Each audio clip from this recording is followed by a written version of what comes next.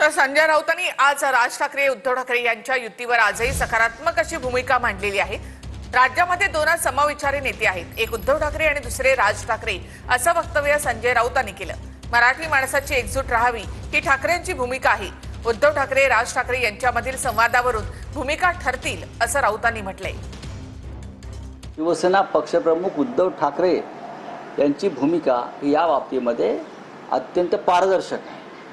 मराठी माणसाची एकजूट राहावी, मराठी माणसानं एकत्रित पुढलं राजकारण करावं ही त्यांची भूमिका आहे। काल अमित शहांसारखे लोक मुंबईत येऊन मराठी माणसाला पुन्हा डिवचून गेले।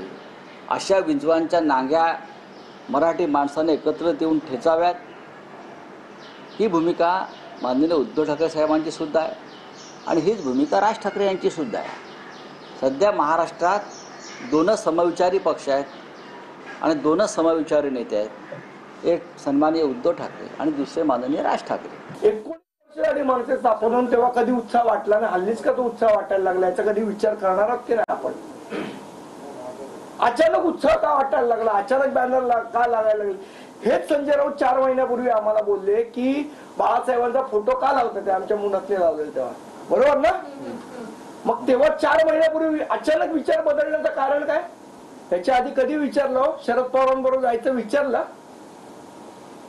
शरद पवार साहेबांबरोबर जाऊ का, काँग्रेस बरोबर जाऊ का, तेव्हा बैठका घेतल्या का नगरसेवकांच्या का आमदारांच्या?